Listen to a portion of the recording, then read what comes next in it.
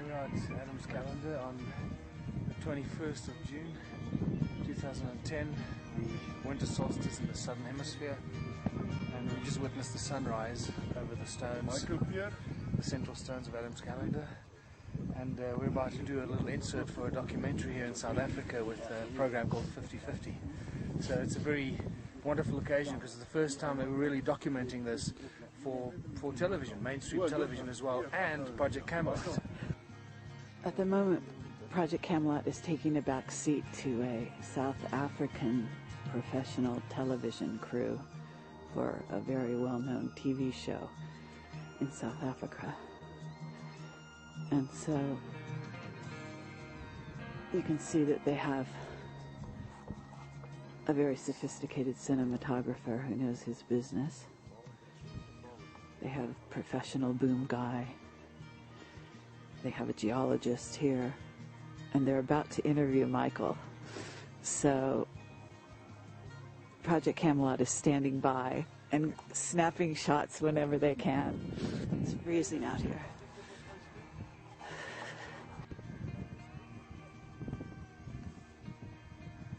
This little precinct right here. This little precinct right here is very important. This is where, according to Creator Mutwa and a number of psychic revelations, is where the insemination happened of the Anunnaki females, which is very important obviously to us as the human race. Okay.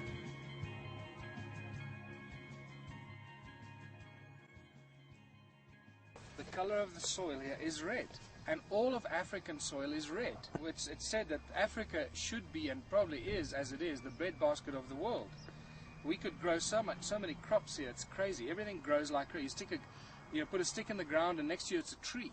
So now this is what's interesting. When you read the Sumerian tablets and the translations, especially of Sitchin and so forth, and it talks about the fashioning of Adamu, and when Adamu was born, and they say, look at the color of his skin. They describe his features. He had short black hair, short curly black hair, and his skin was smooth as the Anunnaki. But the color was dark red. Dark red like the soil, like the color of the soil of the deep Abzu. And there you have it, the color of the soil of the deep Abzu. Wow. So it's a very clear indication of what the first humans looked like. I see. Red people. Now what's interesting is that the oldest, arguably the oldest people on Earth are the Bushmen. The Bushmen are probably genetically the oldest people we still have today. And what do the Bushmen call themselves? The red people. They don't call themselves the yellow or the white. They call themselves the red people, who are probably the closest descendants of the first humans created here in the Abzu, in the mountains around us, right here. And that's the color of the skin they had. Mm-hmm. Fabulous. I love it. Well, you know, because of Sedona, I love the red earth. I just have a thing about red earth. For some reason it has a lot of power. I don't know what it is. Did you have a fish eagle? Yes. It's a... We just heard it. Yeah. There's some fish eagles down near the dams down there. There's a lot of natural trout springs here in this area. Oh, really? In the Dalstrom area. Wow. Freshwater trout. There's huge trout farms. Oh, fabulous. Huge trout farms because it's all fresh and it's unpolluted water. Willem, you're not coming with us then? Where to? Yeah, to Adam's Calendar. Yes, no, come You on. are? Okay. Is if you have one psychic telling you something, then it's interesting. If the second psychic comes along that hasn't never met the previous one and tells you exactly the same bit of information, you say, oh, that's curious. By the third, the fourth, the fifth, the sixth, the 10th, the 12th psychic that has now told you the same list of things that are identical to all the others about this specific site. You've got to say to yourself, hold on, what's going on here? And then what I'd like to do as a scientist, I'd like to say, well, is there a way of turning this hocus-pocus psychic mumbo-jumbo into a scientific argument? And you can do that very simply. And that is, you say, what is the statistical probability that 12 or 20 psychics have told me a list of 12 or 15 things that are identical about Adam's calendar and the stone circles? And the statistical probability is several billion to 1. And this is the quaint little village of Kaapsehoop.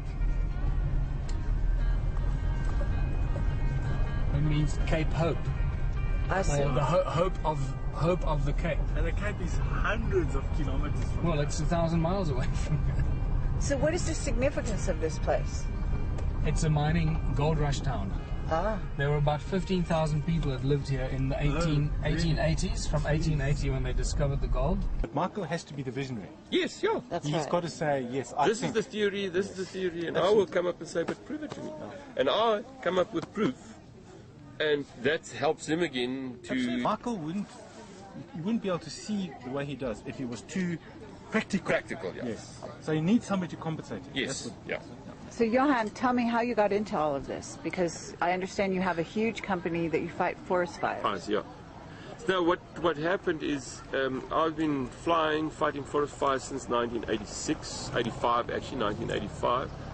And I saw the ruins, and when inquiring about them, people just said they're insignificant cattle enclosures, cattle kraals enclosures, and residents from a couple of hundred years ago. So I accepted it until I met Cyril Romnick. I flew him around and I organized aerial helicopters for Cyril to go and research. He was busy with the research. Cyril has done tremendous work on yeah. linking ancient civilization in South Africa to the Hindu and the Dravidian culture. cultures. Right. And there's incredible evidence and how that has enriched the history of this country. Yeah. But Johan, do you have a scientific background? No. So what made you interested in this area? Cyril Romnick. No, Cyril Romnick. I went with him, and then I said to him, okay, I'll take photographs for you. I'll let me organize aerial photographs, because he didn't have... I took all the photographs I sent to him, and he did nothing with it. And then I thought, okay, let me start now. And that slowly I started. And when I found something amazing, and then you get more inquisitive. You find something more amazing, more inquisitive. And it actually... That's how I just eventually Adam's calendar, and I looked at this and thought, no, something to this. Wow. And then I came here in the mornings and the evenings and started measuring it, and then I got the surveyor to measure it to substantiate my theory that this is a calendar. If it was so important, if it was so sacred, why did they ban it? That we need to figure out. For each statement, there's three questions. I have a lot of theories, but we don't have time for those now. But I have a lot of theories. Yeah. Yeah. And these are the theories that I talk about. They abandoned it because they Extensively. lost the knowledge of it, Yeah, What's a lot, the knowledge of a what? lot of knowledge has been lost. of what it meant. You see? And then obviously if you lose the knowledge, you lose the interest. Well, didn't you But just why- say that the flood? The flood is didn't the flood most come in? important thing, I believe. That's it. 13,000 years ago, the flood Lots came. of knowledge It had to be destroyed- lost. I mean, all of Atlantis was lost, right? Thank you. There are a lot of people that don't believe Atlantis even exists. Not only that, but the knowledge lost was enforced on the human race by the reptilians. Right. And this is something that some people still have a problem with.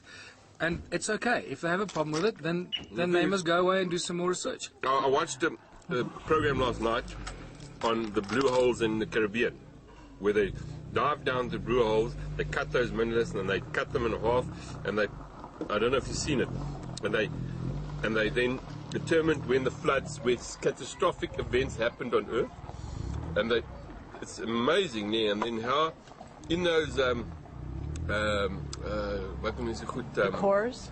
Cores, yes, Yeah. of the in the caves down the bottom. It's the best preserved history of the world. It's like a tree trunk. Yes. Yeah. And they said, well, that happened, I don't know how many thousand years ago, but that's what's happening now in the Sahara. It was happened 7 times in the recent history, where severe drought in the Sahara leads to this rise of the seas, and a lot of the cities, all the cities are going to be covered in low-lying cities in the sea, and you'll probably get some other Well, people that believe phenomena that's in probably cataclysms in catastrophic. 2012 and beyond are saying the same thing's going to happen again. Yeah, So who knows? they had proof there.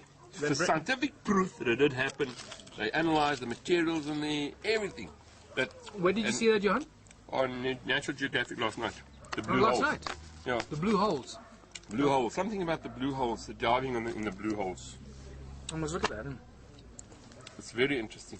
Well, that's how proof. That's scientific proof that floodings did occur. And the last one was, I can't remember the dates now. I said it was 13,000? 11,000. Yes, that's right. And then there's one 70 before about 15, 16,000. And then they go back to 27,000 and 34 or something. But the one that they've got on there was 11,000. Yeah, but that's one that everybody knows about. Yeah. 11,500 BC. BC, yes. Yeah. Thereabout. That's the big one. Yes. Thereabout. And there was proof that it actually happened. Okay, so here we are at Adam's calendar. It's the 21st of June 2010, the winter solstice in South Africa in the southern hemisphere. And we just saw a magnificent sunrise this morning. We are lucky that there were no clouds or mist in the air, which happens often. And we're about 700 meters above the valley below, the Barberton Valley. Sometimes we call it an impact crater. There's still some argument about whether it is an impact crater. And this is the sort of the greater circle of Adam's calendar runs around here. And originally, you can look at it from on Google. You'll see originally it was a circular structure, a circular stone structure, pretty much like Stonehenge. In the middle, right there, are the 2 calendar stones, which are very important. The front stone casts a shadow on the stone behind it, and every day you can tell every day of the year by where the shadow is when the sun sets. So the calendar still works. It's still accurate, even though it is 285,000 years old, is what we believe it to be. As you can see, the stones are leaning towards the edge of the cliff. That's purely just from soil shift of thousands and thousands of years. Most of the stones that were on the edge of the outside ring have fallen down now, lying flat on the outer ring of the calendar. And that is the northern stone marker. That is the southern stone marker. Over there under the tree. And then over here is where the stone man stood. This is where the stone man was taken out of, right here. And the stone man stood here and lined up with the sunrise on the spring equinox about 285,000 years ago, right there. And there's an alignment of 5 stones on the outer perimeter of this original circle. Credo Mutwa calls the stone man actually the clitoris of Mother Earth, and he says this is where heaven mated with Mother Earth. And for about a year after he told me that, I didn't figure out what that meant until eventually the penny dropped for me when he also said that Adam's calendar is one of the 2 most sacred sites on Earth. The other one is the serpent worship site in northern Botswana, known as the Tsodilo Hills. And we're going to be going there very soon to look at what we believe is a flower of life carved out on a rock there. But to come back here, so Adam's calendar is where heaven mated with Mother Earth, and I believe that it is here where the Anunnaki females were impregnated, and impregnated with the fertilized eggs of the first human beings. Now, I just want to quickly show you in the middle of Adam's calendar how it's lined up, that the north-south line cuts right through the calendar. So when you go here, and you stand in between the 2 calendar stones, it's exactly in the middle All this work was done by Johan Heine when he first discovered it. He spent 5 years measuring and working out where the sun rises and so forth, and a lot of hard work that Johan Heine did over an extended period. And it takes a lot of work and dedication to get up at 4 o'clock in the morning to come here, and then, you know, it's misted in or clouded in, you've got to come back the next day. So this is the north-south line exactly through the middle. So, and why do you call this the Horus stone? Because it's carved in the shape of a big bird that in Egypt would be called the Horus bird, and it was covered up to here with soil here when we first found it. So we thought that this was just a, you know, the rock came down here into a point or something and ended there. When we cleared the soil away here, we realized that it's actually the head of the bird, and there's the nose coming out there, beautifully carved out neck. There's a fat belly over there. It's beautiful, and you stand it up, it's more than 3 meters tall. So yes. If you stand this thing up, it's going to be spectacular. And together with the one right next to you, which is beautifully carved and pointed, look at this point, beautifully pointed to the to a tip here. This one, that rock, and that rock are the 3 rocks of Orion's belt. They're the ones that line up with the rise of Orion, you know, more than 160,000 years ago. Obviously, they've all fallen down, and it's very difficult to try and see this because it's so old.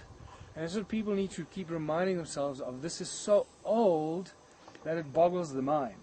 So we find a very strong link and a direct relationship between Horus and Orion at the rise of the sun on the spring equinox.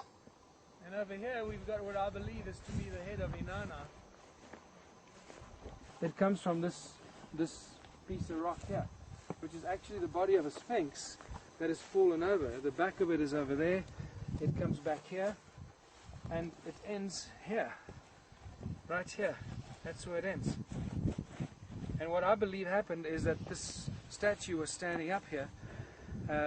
These were obviously standing up. There's another man-shaped or a humanoid shape here, yes. And one there. And those are standing up, and this was standing up here. And when this one fell over, the head hit that rock, and it bounced back and landed over there. And then it got covered by soil. This is what we believe is Dumuzi's grave, right on the edge. It's the northern site of Adam's calendar. It's what we call the stone altar. It's a well-known holy and sacred place among the Sangomas and shamans. And I figured out from the translations in the Sumerian tablets that this is probably where Dumuzi was buried, where Inanna came down and buried Dumuzi right here. Infrared photography suggests that there's something about 3 meters tall buried under the stone altar, and it faces east towards the pyramids. The pyramids down there, we're probably only seeing this much of them, because when the flood came through here, and that's incidentally why this hasn't been destroyed, because this was built after the flood, that's why it's still here. Otherwise everything was covered by water here.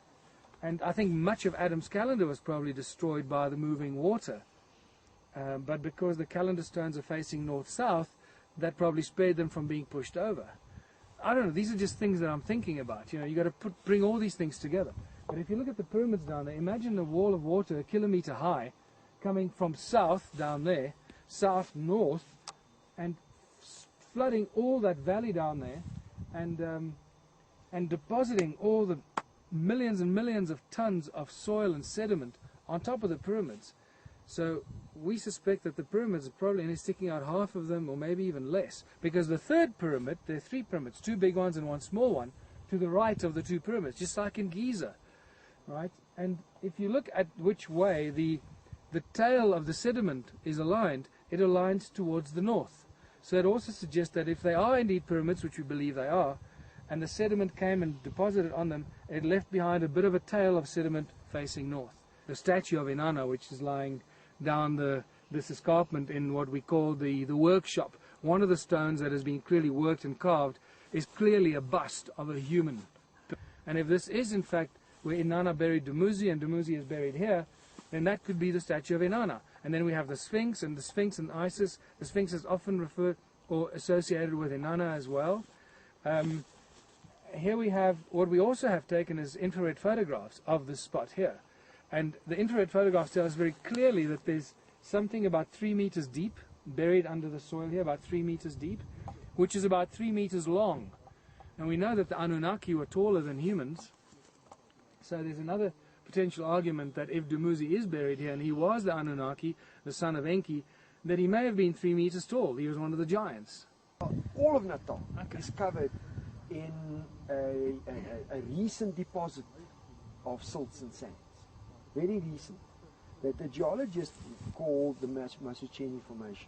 And you don't know how old that is? And I'm trying to think, but I know it's... It'll be great if it's about 13,000 years old. Which means, well, I know it goes from today back, so I don't know exactly how old it... I think it goes back to about 40,000 years or something. Oh, that's beautiful. Now, you see, if this will be associated with the Masucheni, it'll have another name in the Transvaal. But if this is a thick layer of alluvium and colluvium material that people describe as coming down the hillsides, and because they don't think holistically, they describe it as just from here moving over into the Vlaktes.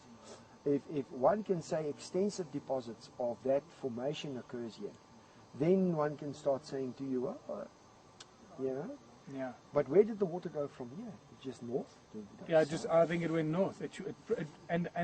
This is the other beautiful thing I forgot to mention. If you look at the pyramids, what I believe are pyramids, if the Sumerian tablets are true and accurate, that the water and the flood moved from the south to the north, which direction would have, if you had a pyramid and it was covered by moving water from south to north, in which direction would it have left a longer depository tail of some sort?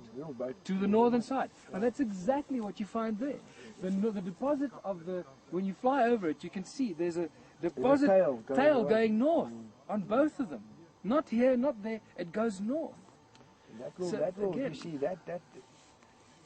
that will go off to, you see, just logically, the water would actually, to get out of South Africa, it needs to go along the Mozambique areas out. It'll go up through... And you see, it would 13,000 years ago, I can guarantee it would follow the Rift Valley of Africa. So it would go all the way, Malawi, Ethiopia, and end where it actually exits. Funny enough, it will exit into the Red Sea and go through the Zeus Channel. Yeah, into Egypt. Into Egypt. Unbelievable. Okay. Very, very interesting. So that is how you can use the lichens to date how long this thing has been exposed. But remember that this actually removes it and you start over again. So the lichen can't stay here forever. No. So what is interesting is that one there. If that is then from 1994, now you can say, okay, that little one grew since 94 to today. That is the size. Yes.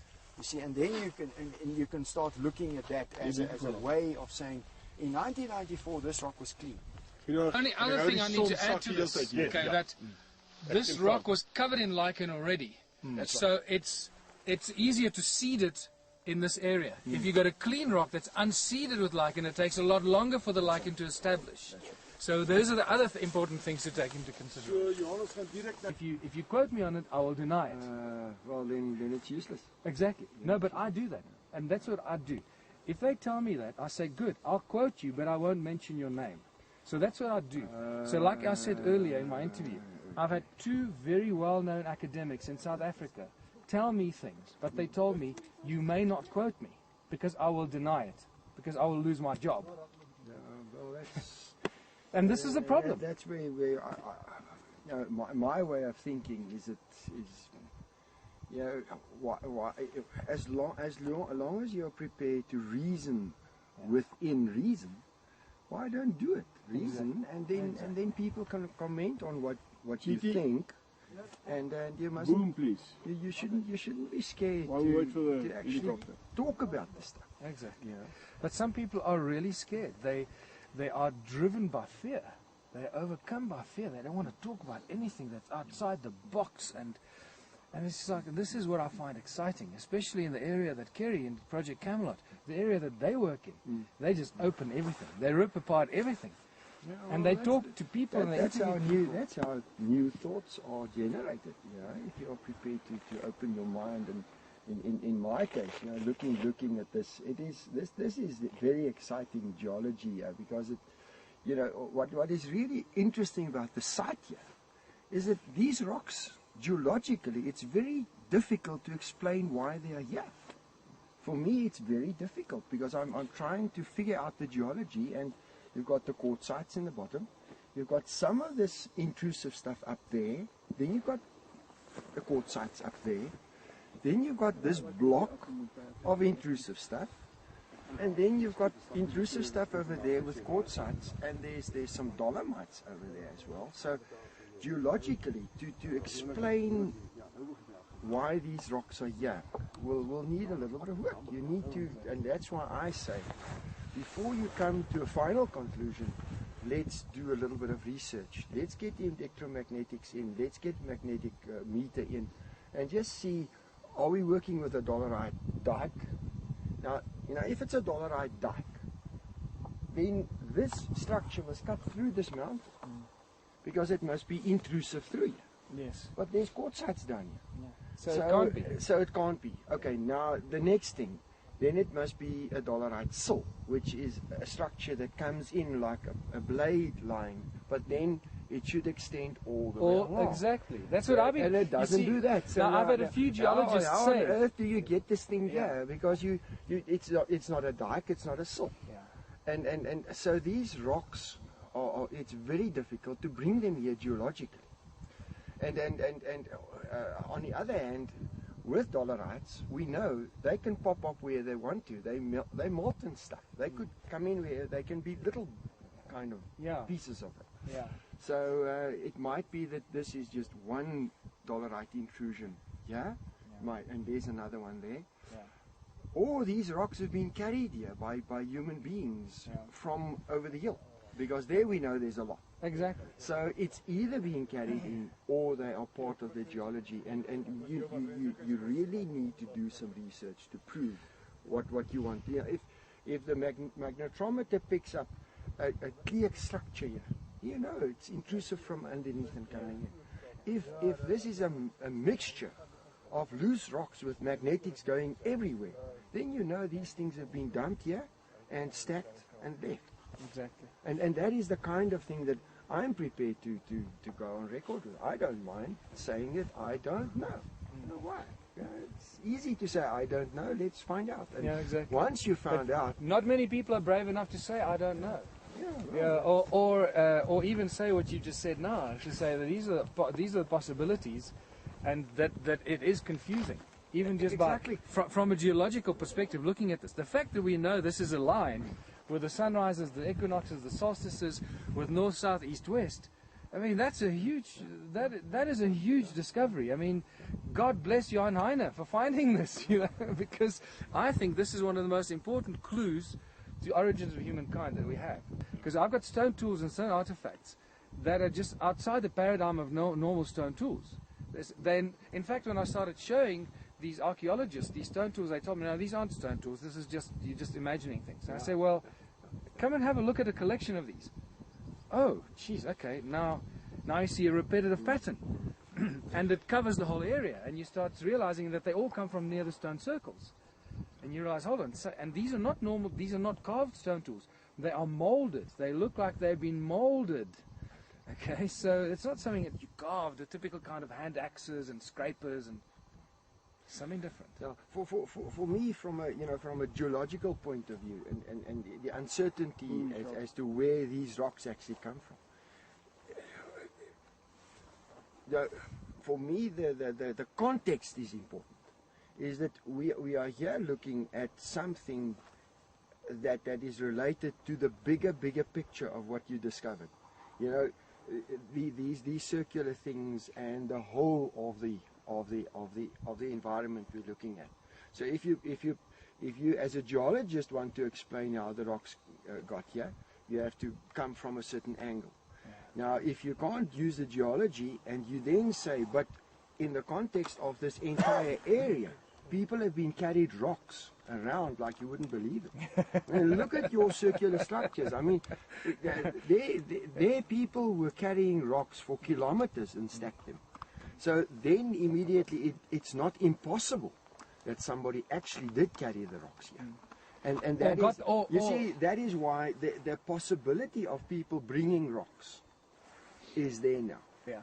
Because if you look at the bigger picture of how many tons of rocks has actually been carried in the times when these stone circles were built, then it becomes a possibility. Well, I did a quick calculation, okay, and it gets ridiculous. The numbers get so big in tons that I don't know how many trillions of tons of stone have been moved and carried to build these structures. I'm talking about trillions of tons, not just millions and billions. Is that for all the structures in the entire Southern Africa? Yeah, and that was just the tip of the iceberg, you know. And then you start looking at the roads or these channels that link every stone ruin together. The fact that they're all built from the same stone.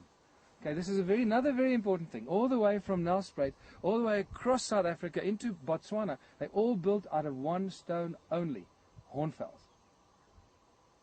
But this, okay, but that's a circular. Those are stone circles. This is not the calendar. And then in among the hornfels, you have another anomaly that I'd love to show you, are these rounded stones that are all cracked like you took clay and you packed it into a rounded shape, and then because it was disturbed, the energy was disturbed, and it got hard, it got all these cracks around the outside, and it's dolerite. It doesn't belong among the hornfels. These hornfels that have been rounded, that look like they come from tumbling waters for a long time, on tops of the mountains, and it's not just random willy-nilly stone lying around, it's all hornfels. And we found out that the hornfels is you probably know this very well, very specific geological composition. It's 54% silica dioxide, it's about 28% aluminium, and the rest is iron. There's a bit of manganese in there. But its most important property is its acoustic property. They ring like bells, and I'm going to show you. They ring like bells. So we're dealing with quartz crystal, something that is so close to quartz crystal, with very strong iron and aluminium and manganese. Now you realize, okay, these guys use the stone for very specific reasons. Now we recently measured the energy in these stone circles, and this is brand new research that we've done. We measured 72 dB at 14.5 gigahertz. So it's saying that these stone circles are screaming with sound frequency and sound energy. They are alive, but we can't hear them because it's outside our audible spectrum that we can perceive. We've also recorded the stones, more than 100 of them, and recorded their frequencies at which they ring when you hit them. And at the moment, and I believe the spectrum will be a lot larger, but what we've done in the preliminary recordings goes between 200 hertz and 16,000 hertz, which is very close to the human audio perceptive frequencies. So now we start realizing that these guys use sound frequency as an energy source. And when you start looking at some of the strange stone tools, and especially the stone circles, or what they call the sacred stones, which I have one here as well, I'll show you. Now you start realizing they used sound as an energy source. They used it to levitate things, to drill holes with, to crush stone. This is not new. This is something that's been done 120 years ago. John Keeley did it very successfully in the United States. Our current mining operations are starting to use it, I believe, vibrational frequency, to crush things and break things and separate things. Well, they were doing this 300,000 years ago here already. And they used it in a way that they didn't destroy the environment. They used the natural energy from the earth. And this brings us to the other very important thing. Why are all these stone structures circular? Why are they all circular, and why is each and every one of them completely unique? Each one is like a fingerprint. Now, Nikola Tesla told us 100 years ago already that the earth rings like a bell. And you probably know that the earth and sound frequency comes out of the earth everywhere. Okay? If you know how to tap into that sound energy, you can turn it and convert it into any kind of form of energy that you want. Now, I believe that that's what he discovered when he created his radiant energy that was then removed from human knowledge by the Illuminati, because they didn't want us to have free energy. It's very simple. And now these guys are using this free energy 200, 300,000 years ago already. We've just measured it. We know it's there.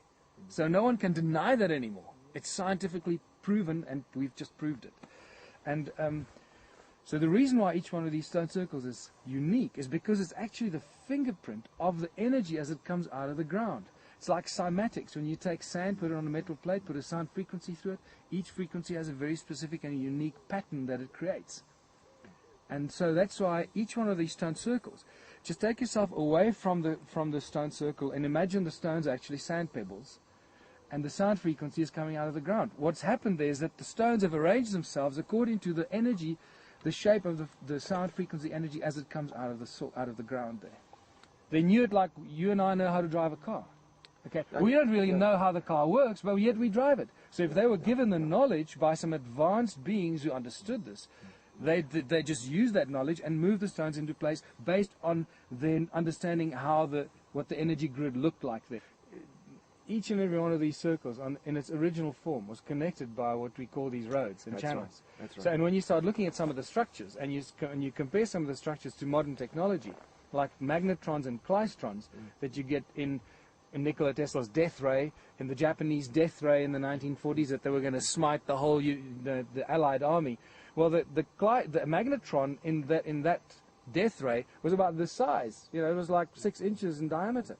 And that magnetron generated so much energy that they could smite the entire Allied army. Now, imagine a magnetron that's 22 meters in diameter. Okay, now we're dealing with many of the stone structures who are generating energy, and they were magnetrons. A magnetron, I believe, from the current research I have, is that it's either got 6 or 8 chambers around a central chamber. And then it's got the channel that comes out, and that channels the energy out into wherever you channel the energy to. And how does a magnetron work? It's got a central rod that you plug in, and it vibrates and creates the sound frequency that then amplifies and creates the energy that you need. It's in your microwaves, it's in laser beams, and so forth. Okay, there's north. Now look what happens as we go closer to the stones. Let's go this side. Look what happens. See what the north is doing. Look how it's moving. Yes. Look at that. Why is it doing that? It's going 180 degrees. Look at that. Yeah, Look fascinating. at that. Do you know what does it mean? There is a lot of magnetic activity in the stone. I'm Dr. Gideon Groenewald, and I'm a geologist working in South Africa on groundwater surveys and things like that. So working with the magnetic field of the earth on a daily basis. And if you use an instrument that can record the electromagnetic field around the body of a person, like this little bit of plant material that is wet, and you move closer to the rock that is different in magnetic field to the field of the earth, it will immediately react and push the instrument away from where that field is. As you come back, it will react and go back again. So it's an effect of the magnetic field or the electromagnetic field that is around your body. It is not this little instrument. It's the effect of the magnetic field that you as a human being generate, and the electromagnetic field that this rock is busy generating as it stands there. And the change is measured by the two fields reacting, and that pushes the little instrument. Are animals more sensitive to electromagnetic field than humans? I would say yes and no. Yes, in the sense that they record it and they react to it, whereas human beings record it but don't react to it. Because, now I'm asking, people told us, the horse guys, that the horses don't like to go between the two rocks here. Absolutely. They don't want to go in between here. Yeah. They will feel something is wrong. They will that's the reason why. Because it puzzled me, because people said, yeah, when Christo comes here with his horses and stuff, that the horses refuse to go through the center of the two rocks there. Yeah. And they don't like the place. If I walk with this instrument towards this gap, it will probably even react above my head, because it will. This is a serious look there. It actually pulls it into the field there now. And you know, eventually, if you get to the other side, it will pop up again. But horses will surely not want to go through. Yeah. It's not only because they don't have sight vision, because that's one reason why they won't go through.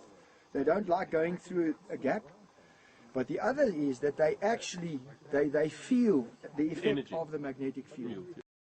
Well, welcome to my home in Watervalboven, South Africa. Just so you can see that this is real. There is a little place called Stone Circle Bistro with a museum that I'm going to take you to. And And this is Michael's luxurious car. What is it? That has 240,000 miles on it. For all those people think that he's actually making money off of doing all of this. This is what we now call Stone Circle Bistro. The museum is over there. There was just an old deserted double garage that we had to do a lot of work on converting, and we added another room onto it, which is a little function room, with the idea that people come here and they come and look at the museum. I realized that when Johan Heine and I started working on the ruins, that people are going to come here to look at the ruins, and they're going to need to sit down and have a cup of coffee or want a sandwich. And what's the point of me moving down here and then having to meet the people in the middle of the road or at the petrol station, or something like that? So, and this was on the market. It was quite expensive, but it was a going concern as a little pub. So I realized that there was an opportunity to make a stop for people that are interested in the ruins, in the cultural heritage, to come here, have a look at the museum, go down to the river, have a picnic by the river, and then from here decide what they want to do. It's also a halfway stop between Nelspruit and Johannesburg.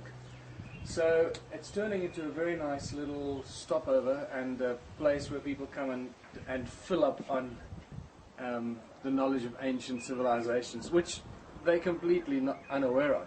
What happens to people? They arrive here, they go, oh, there's a little bistro, a little pub, country restaurant, and then they get the menu and they read in the menu that this is the home of the oldest civilization on earth, and suddenly they go, wow, where can we see this? And they go into the bookshop inside.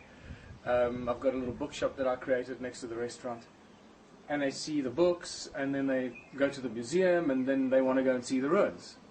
So it's all developing that way, but as you realize, it takes a lot of work, a lot of blood, sweat and tears. And it's been 2 years of non-stop work that has really pushed me to the edge, I must say. Sometimes I just thought of giving up. But I think we're about to turn the corner. As they say, most businesses take about 2 years to take off the ground. Well, we're at that 2-year mark right now. So let's see where it goes from here. The fact that you're here is great. Now everyone on Camelot will know about Stone Circle Bistro. Absolutely. And the little museum, and that they can come and have a picnic by the river. It's a long way to have a picnic from LA, but as you've seen, it's. But they'll come to see Adam's calendar, and you've trained at least one guide, right, besides yourself? Yeah, I've trained 2 guides. 2, okay. And plus, there's a new guy now that started guiding the guys that are the bird guides as well. Okay. So that's very exciting. Because Adam's calendar is also in a bird reserve. That's right, the Blue Swallow Reserve. Which is great. I mean, that's, thank God, because in a way that way they won't, go up there with bulldozers one day, right? That's the one benefit. The other problem is that the government hasn't actually recognized it as a national monument, as an ancient site. Right. They still see it as a bunch of stones standing around. I mean, you can see how ludicrous that is. Yes. It's unbelievable. Imagine the British government saying, no, Stonehenge is just a bunch of stones. It's as bad as that. Yeah. And I see. And they've pretty much, I think, cut their contact with us now. Something is going on. They don't like what we're doing. They don't like the fact that we're spreading this information. I'm not quite sure what's going on, but I don't like it. I see. It's a dangerous situation, and we've got to be very careful how we play it. I don't want to make an enemy of the government, but they need to talk to us. Well, it's all rock science to me at the moment. It's just incredible. So there's phallus, phallus, phallus. Now, this is just spectacular. I mean, this particular one, when you hold it up, you can get an idea what we're talking about.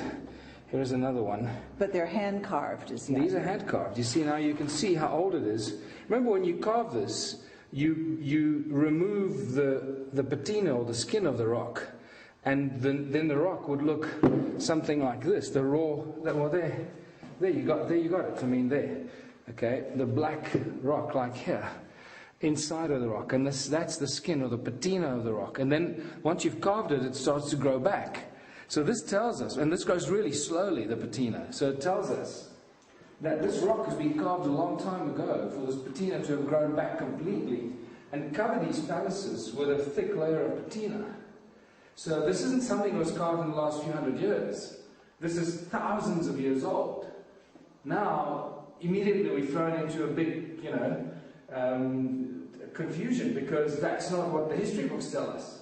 This is not possible, according to current history books. But how many years back are we actually going at this point? Well, at this point, based on our stone tools and our stone artifacts and all the things that we've gathered, we're going back 300,000 years. You'll notice here that the obsession with these pointed tools, these tools that come to a point, is so obvious. And when you see this lying in the field on its own, it doesn't look like much. But when you start collecting them and you suddenly put them next to each other, you realize we're dealing with a different class of stone tool that has never been recognized before. This museum is just so full of anomalies and confusing things that it just boggles the mind. But I want to show you, this is one of the last things that I found, was this here, what I call the Zimbabwe birds, or the birds.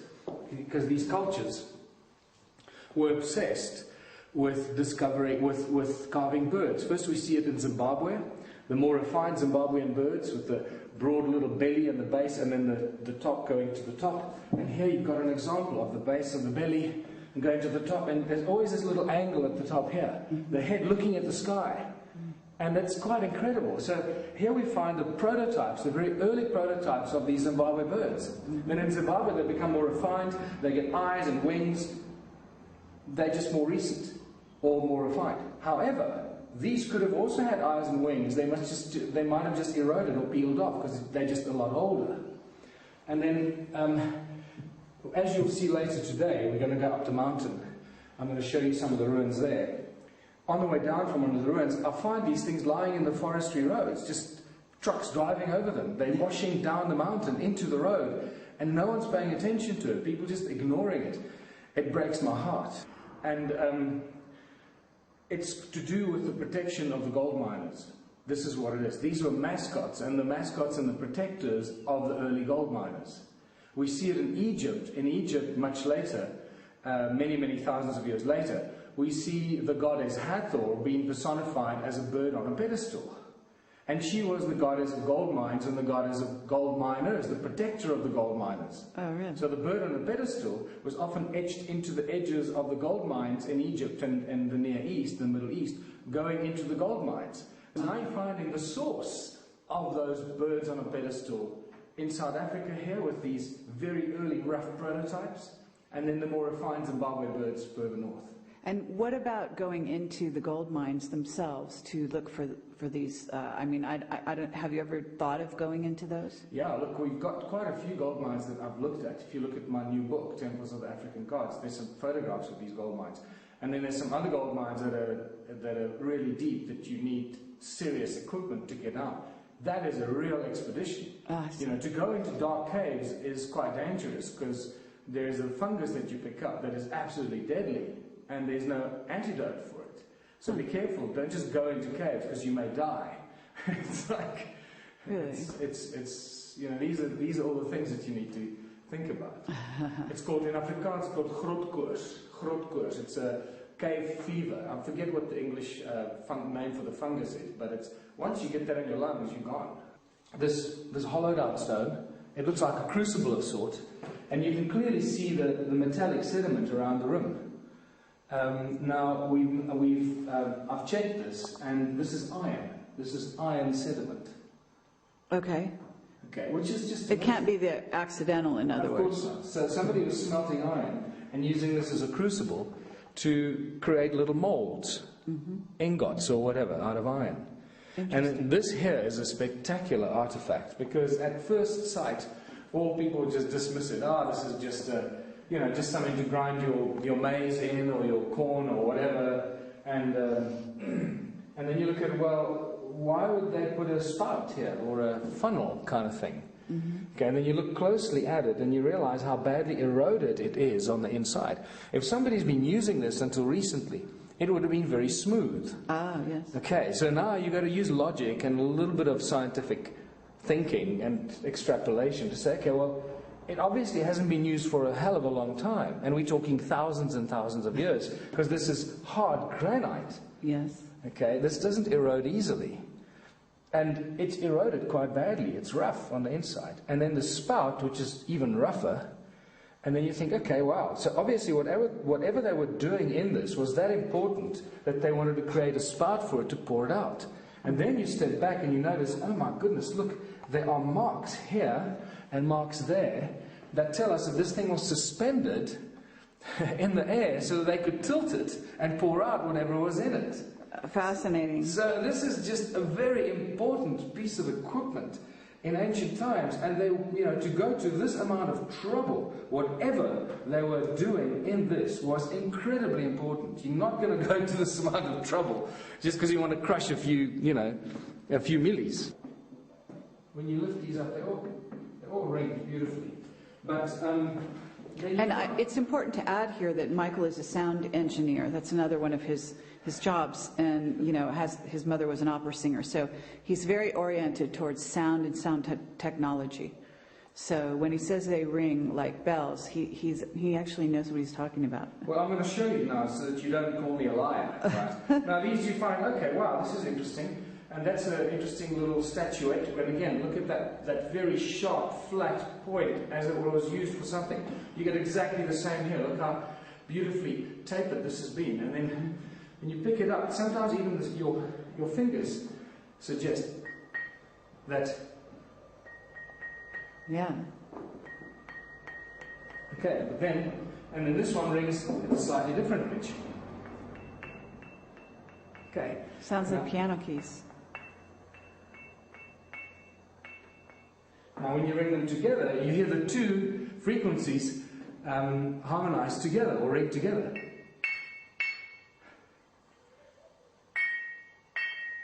Can you hear? Yes. There's a clash. It's like playing two notes on the piano. Yes. This is what the rock looks like. It's black, very homogeneous. It's metamorphosized quartzite.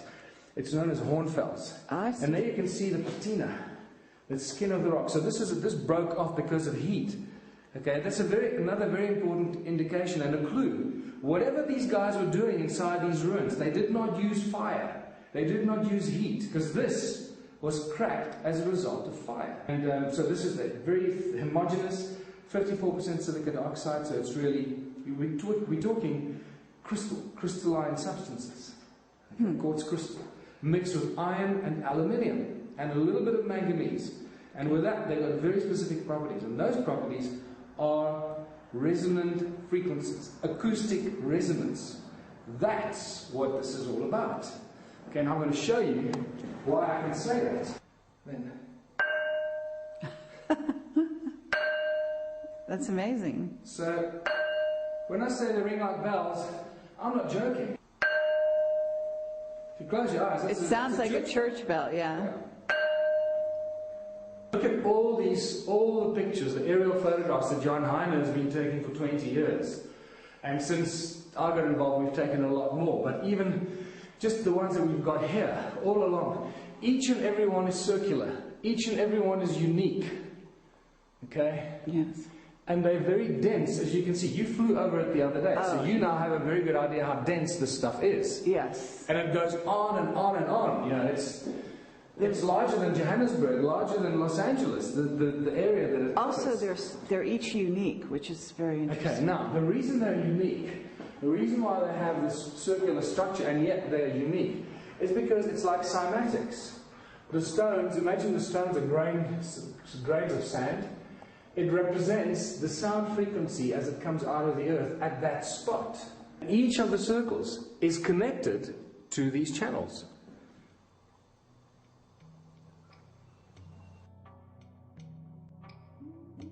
You're only, I think, the second or maybe the third person that has ever been taken up to fly and look at the ruins by Johan Heine and myself.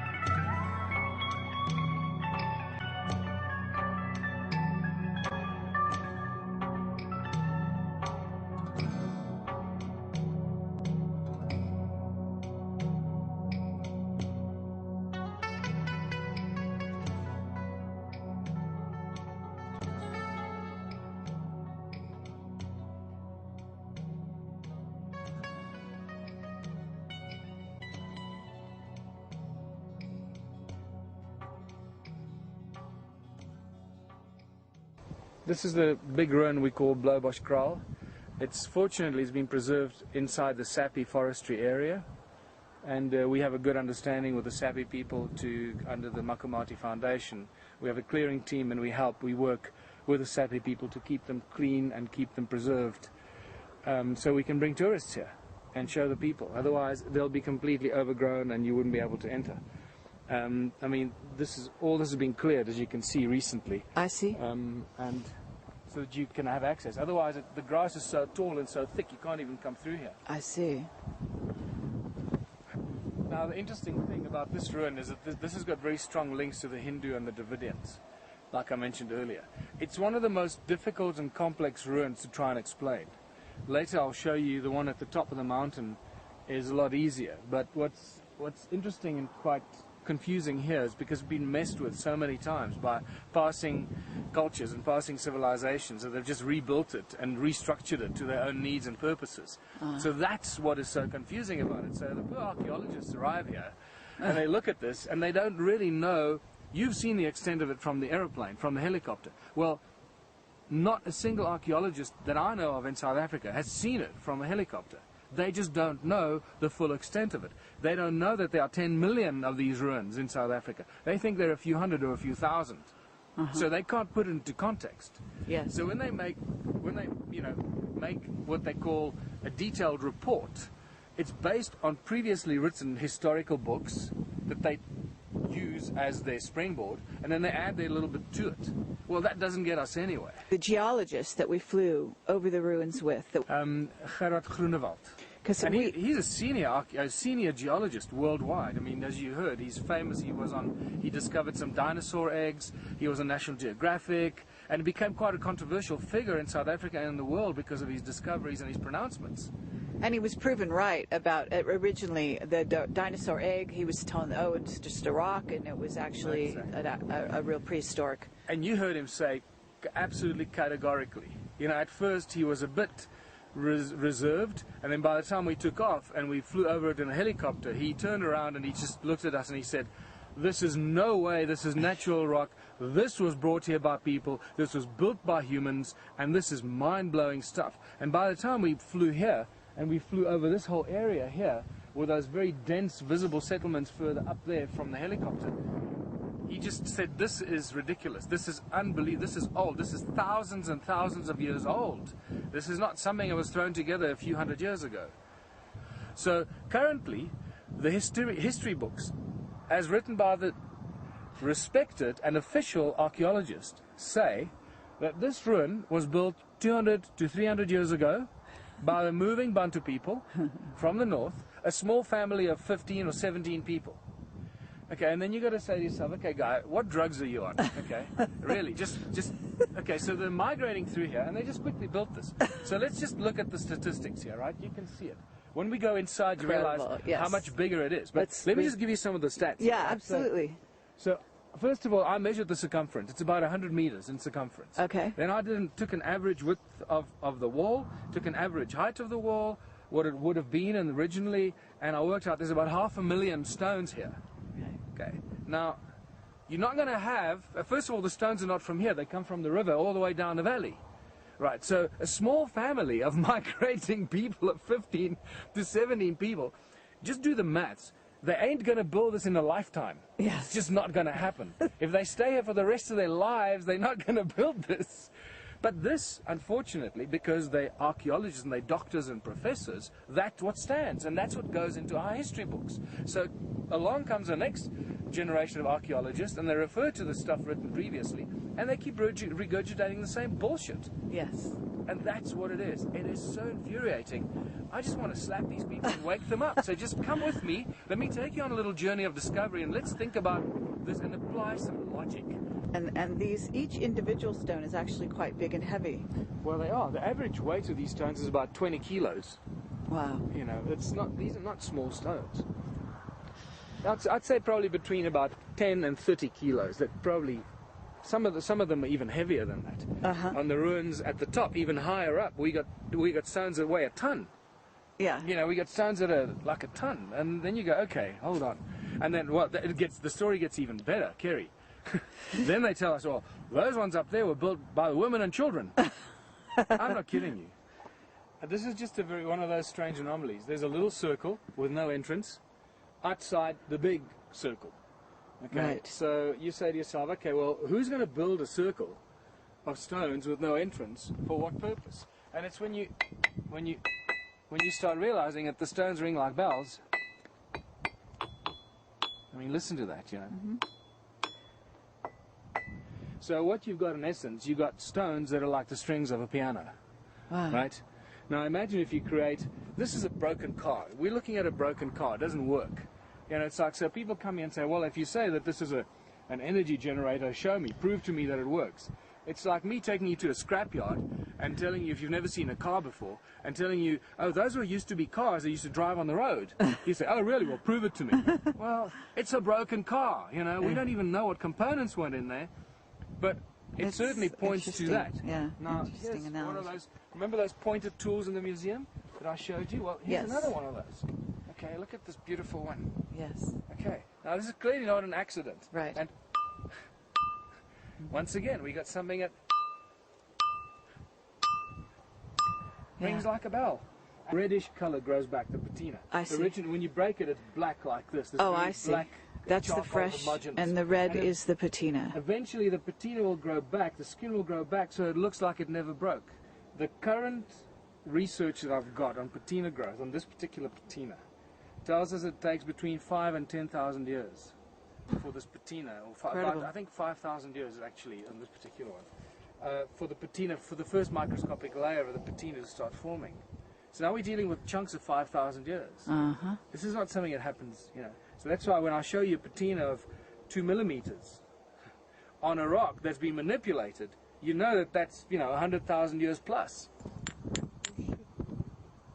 I'm beginning to believe that they use these pointed, molded or shaped stones to focus and channel the energy just like a laser beam does or a crystal does in a laser beam. What is this part? What do you call it? Well, the town is called Waterval Boven, which is a Dutch word for upper waterfall, or waterfall at the top. And then it's got a second half, Waterval Onder, which is a town just below the waterfall, about a drop of about 700 meters into the valley, which is known as the Lowveld, of the province of Mpumalanga in South Africa. He took me in a helicopter all over the ruins. I've been to Adam's Calendar and seen the stones and felt their energy, and this whole story is really going to break open very soon across the world, I believe, and you're going to have a lot more experts coming to you to talk to you about what's really going on here, which is really amazing.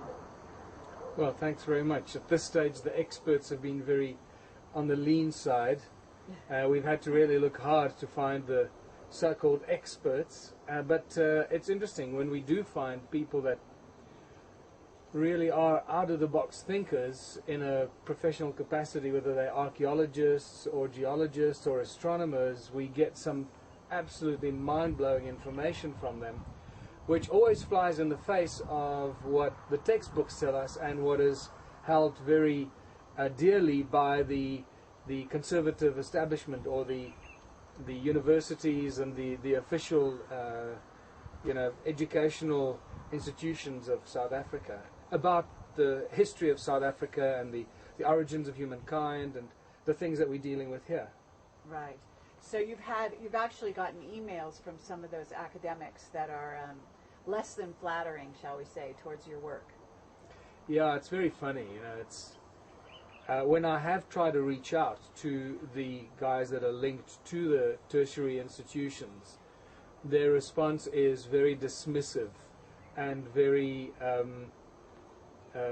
looking down on us as if we're a lower class citizen with, we shouldn't be meddling in their, we shouldn't be meddling in their special area of interest because they are the experts in this. And yet at the same time, they haven't studied our work, they haven't really looked at what we do or what we've discovered, and they haven't even been to many of these sites.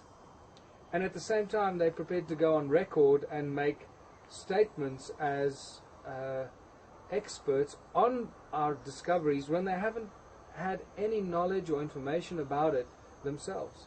Absolutely. Well, it's been a fascinating journey. I've been here for about a week now, and I have to say that there's so many ruins around here. It's just amazing that it's gone undercover without discovery by the academics, by archaeologists, etc. To Adam's calendar itself, which is really a significant site. And as you and you could probably go into this here, the fact that it's on the 31st parallel and lines up with the Great Pyramid in Giza, and there's another site right on the way. What is it? That Great Zimbabwe ruins. Right.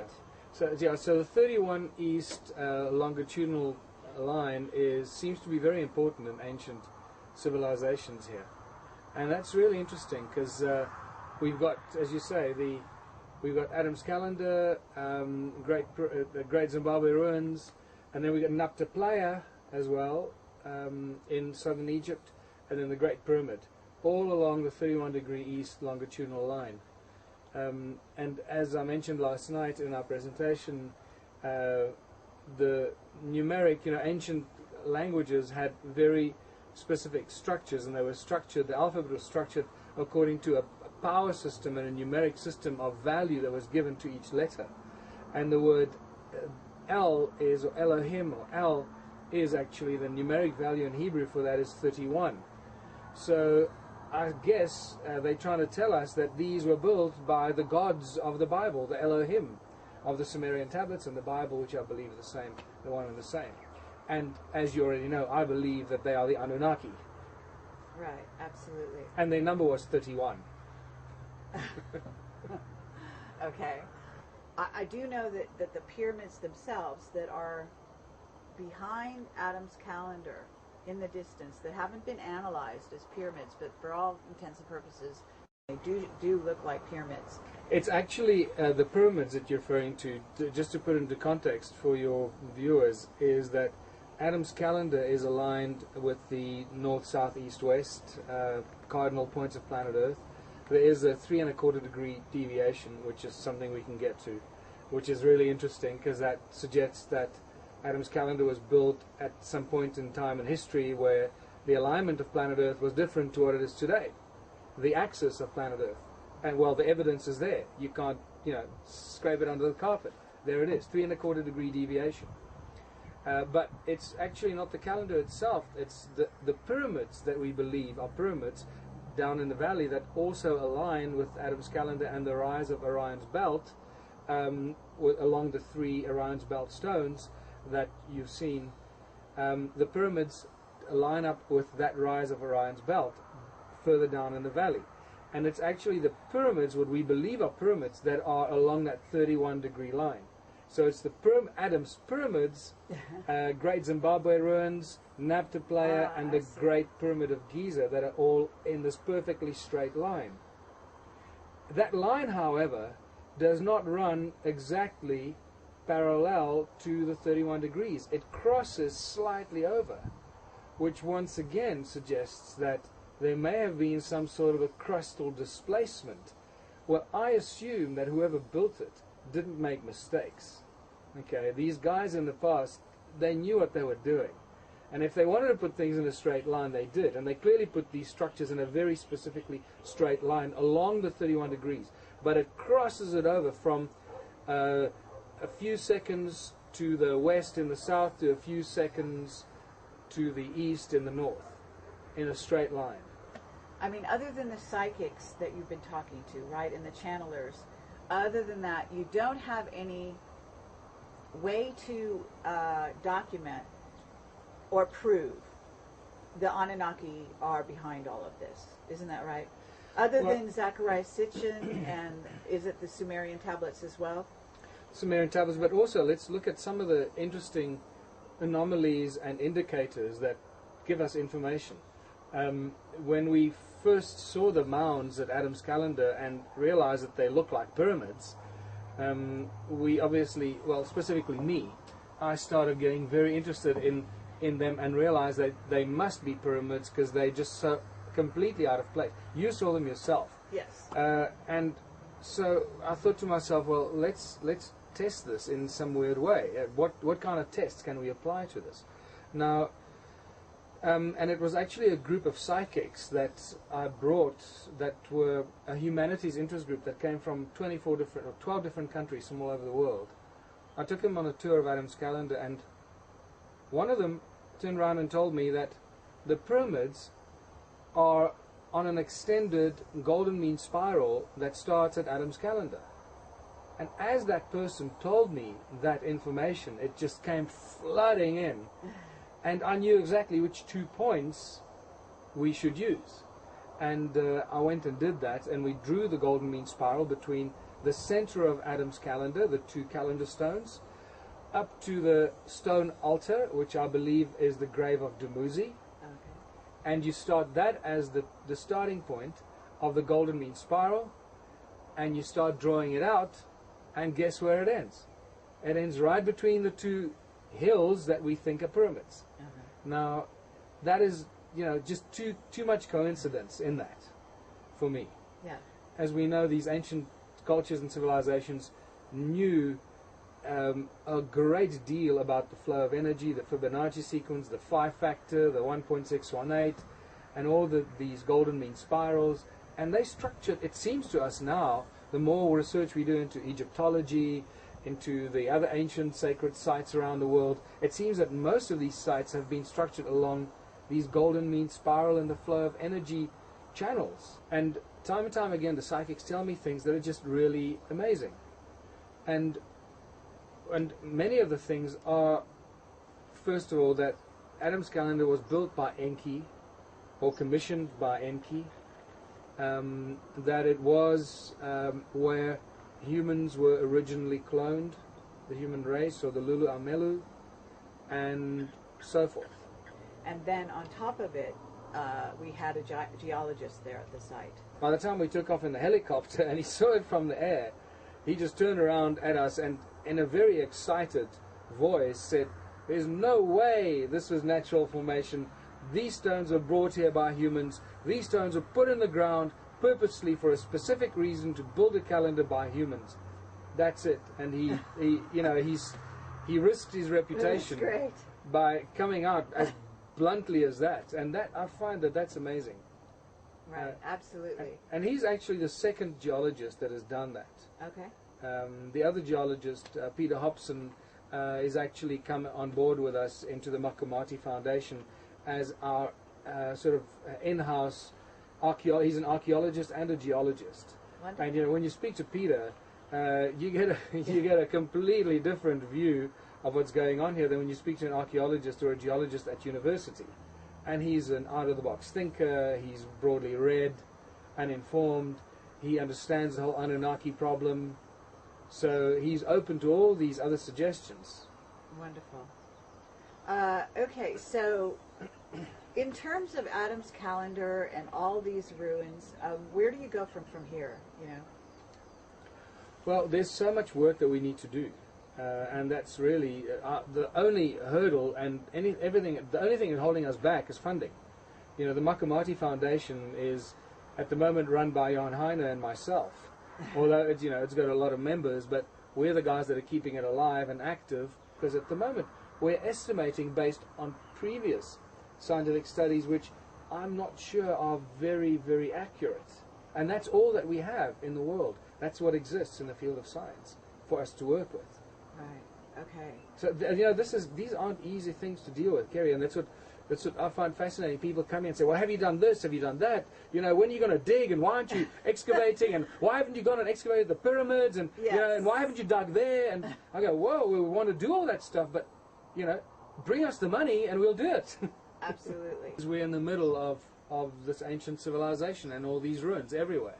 Yes. And it runs for about 100 kilometers that way, maybe even more, and about 100 kilometers that way. So we're looking at 10,000 square kilometers. And it goes into, didn't you say it also goes into Zimbabwe? Well, that's where you get the other pockets that are very dense. We're sitting in one sort of what I call one of the lost cities. Uh-huh. I found 3 of these lost cities. This is one of them. And the other one is between Rustenburg, where I come from, and Botswana, all the way into Botswana, which includes the famous resort of Sun City and the Palace of the Lost City. They built the Palace of the Lost City, which they thought was a fictitious name, on ancient stone ruins. On a lost city. On a real lost city. They aren't even aware of it. Right. And I recently did a presentation to the marketing director of Sun City, and they nearly fell on their back. They couldn't believe what I showed them. So there might be an interesting opportunity for the Sun International people to get involved in something, but they're into tourism. I don't know if they're into archaeology. There are several million of these stone structures, circular stone structures in southern Africa, which includes Zimbabwe, Great Zimbabwe, and pretty much all of Zimbabwe is covered in these stone ruins as well. And that's why we can say there are millions of them. And if you start looking on Google, you're just going to fall on your back to see how widely these things cover. And they're all in gold mining areas, isn't that right? Well, it seems like they were certainly used for the purpose of processing gold ore and getting gold or other minerals, probably also iron and copper and manganese and whatever else. But I think gold was obviously the primary metal and item they were looking for. And that's evident all over the place. And the fact that they're circular and yet each one is completely different and completely unique is very, very interesting. And that starts to ring very interesting alarm bells, because you say, well, why would each one be completely unique and completely different from the other stone circles? And that's when you start realizing, hold on, we're dealing with something else here. We're not dealing with, replicating a dwelling, a million times that looks exactly the same the way we would build houses today if we wanted to build cheap housing. They didn't do that. Everyone was unique. Yeah, and it boggles the mind that, what they might have been doing, like what really was going on here. It's just, it's pretty stunning. Certainly they were moving stones using some sound. And that's similar to the Egyptian pyramids, as many people will recognize. But it seems to be more than that. Certainly there seem to be set up as possibly healing places. But what else was going on in terms of why would you need all these structures, and were they actually living in them? Because that's the other issue. Because if they don't have entrances, what does it mean? What are they doing? That is the big mystery. We really, at this stage, I don't have an answer for that. Why are there no entrances in these original structures? Yeah. You'll see some entrances in the structures that have been reshaped in recent times by later civilizations that arrived. Tribes coming through, finding the stone circles and saying, wow, great place, we'll adapt it for our own needs. Right. So then you start seeing the emergence of entrances and so forth. But the original structures that have not been untouched clearly have no entrances and no doors and so forth. And it really boggles the mind why that is so. And that suggests to me that they may not have been dwellings, but they were workplaces. And the walls, therefore, may not have been very high, but it's like a fish tank. If you're doing something and you're leaching gold, if you go to the mines today and they've got these tanks that they leach the gold out of, they stand next to each other and they leach the gold with cyanide and sulfuric acid and all these different chemicals. And the similar kind of thing is probably happening here. So they don't have to be high walls. If they had some sort of energy flowing through it that prevented the water from seeping out, they could have been used, and they could have just been chest height or maybe even lower, or built into the ground, filled with water and liquids, and they could have been using those to separate the crushed ore and extract the active ingredient, whatever that active ingredient was, whether it was gold or iron or anything else. And that's really what has been shown very clearly by a wonderful Zimbabwean geologist, Ann Kritzinger, at the Zimbabwe University, who shows without a shadow of doubt that these so-called slave pits or animal pits, these circular structures, were flotation extraction tanks for gold. And it's very, very obvious from her research. So that is a very strong bit of supporting evidence that we're dealing with an ancient vanished civilization that were here mining gold. Yes. the mystery of all these stone structures and why they're certain shapes and why they have no entrances, that is just a phenomenal mystery.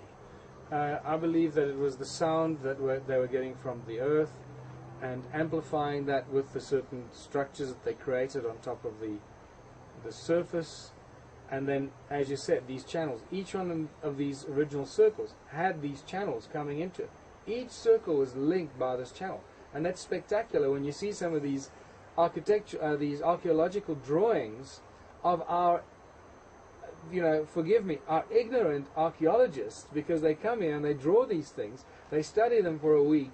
That's, I think, the longest they've ever spent here studying these things. And they give us these beautiful, drawings of these circular stone structures, and they show you that each one of them is linked by like a bunch of grapes. Yes. Each one is linked by a stem to a main artery and a main channel, and then that links over there. That's linked to a bunch of them over there. Then it goes over there, and it's linked. Everyone is linked without entrances, and they're all linked together. So you start realizing they're like these channels that link them all together are like wires. Like wires that connect all these stone circles together. And then you get those beautiful ones with the concentric circles going out, like 3 concentric walls, and a whole huge area of those that have been mapped by these archaeologists. Clearly we're dealing with some sort of a generation of energy and the channeling of energy down all these channels to use for, my guess is, for every and any purpose imaginable. In terms of the Anunnaki themselves, because you wrote Slave Species of God, right? And it's God with a little g, right? That's very important. Very important. Slave Species of God, God with a little g, to make very clear for people and differentiate God with a big G from God with a little g, and the twain shall never meet. Well, maybe someday, Well, not in the way that we've been sort of led to believe, right? Sure. But I have to say, because, of course, Camelot has special interest in the Anunnaki as possibly still being here on Earth and backing up the Illuminati and so on and so forth. So what we have here is a really interesting find that relates to all of that. And, I mean, for example, have you ever been in touch with Sitchin? Is he aware of this? Well, I hope that by now Sitchin is aware of this. I've never been in touch with him. I'd love to bring him down here and show him what it is that he started, because I think it's really his translation and his volumes of work that really got people interested in Anunnaki and their quest for gold and their large gold mines and gold settlements that they created in the deep Abzu. And I also want to clarify this, okay, because there's a lot of confusion about this thing called the Abzu, and where is the Abzu? And people will tell you it's in the Middle East, or it's in India, or it's in Ethiopia, and very few people have ever suggested that the deep, or the Abzu, and especially the deep Abzu, is in southern Africa. Some people have suggested that, but I think there's a lot of resistance to that. Like there has been forever the resistance that anything of value could have come out of southern Africa. I mean, that's been going on for thousands of years, or for a long, long time. Huh. Okay? Okay. Because we're dealing with King Solomon's mines, where's the land of Ophir? Well, if we compare the land of Ophir and the land of Abzu, and we start drawing, let's try and be logical about this, and apply chronological steps of logic and rational thinking. So if this place called Abzu is where most of the gold in human history has come from, yes, then clearly we're sitting on top of it right now, because you've seen it. This is the place where most of the gold comes from, and it's still coming from. It's right? still coming from here today. Yes. Most of the gold in the world from southern Africa. And if people don't know that, then they're clearly misinformed. And this has been going on for hundreds of thousands of years. So if we're going to try and find the Abzu by process of elimination, then let's find the place where most of the gold in human history has come from. This is clearly the place. We're sitting right in the middle of it. You flew over it. You saw the vastness of it. It is truly breathtaking and spectacular. It doesn't end. You just think it's like this rolling hills of more ruins and more terraces and more of these channels and link them all together. Right, absolutely. So this must be the Abzu, because this is clearly the largest settlement of its kind anywhere on Earth, and was all around the mining of gold. What I had was also that there's stone under there. So I had a very strong sensation that this was also possibly a time travel device, that when it was, all the stones were upright and it was operating, that it was in essence probably doing the same things or very similar things to what Stonehenge and the Great Pyramid are doing. And I think perhaps you've had that same information or feeling about it. Yeah, definitely. Well, we know already that the stones are chosen in all the millions of stone ruins we have here. The stones have been chosen very specifically for their acoustic properties and their harmonic resonant properties and the acoustic, the way they ring like bells. And you heard that last night at the presentation. You know, when I ring that bell, that one stone, the whole audience goes, they gasp. You know, they really can't believe it. And it's not just one stone; they all ring like that. Yes. If you know, you put them in a specific way and hold it. Obviously, if you hold it the wrong way, you'll deaden, muffle the sound. But if you hold it, bang, and it rings beautifully. Okay, and there's also the premise that the Ankh is native to southern Africa, and that is there's evidence from, I think, even one of my other interviews in which they talk about the Ankh, the use of the Ankh for directing sound energy. So that was its original intention, is my understanding. That's what my current research tells me. Where this is going to go, I think it's probably going to we're going to find out a lot more. But currently, it seems that the Ankh is a very important tool in all of human history for the generation of specific frequencies, for use in all different areas of human activities, from generating frequencies for healing, generating frequencies for creating standing waves in stone circles of a specific frequency that you can then convert to another frequency with these sacred stones with the holes in them. And the Ankh, I think, played a very key central role in being the tuning fork and a starting vibrational frequency to kickstart this whole operation here. And also for healing.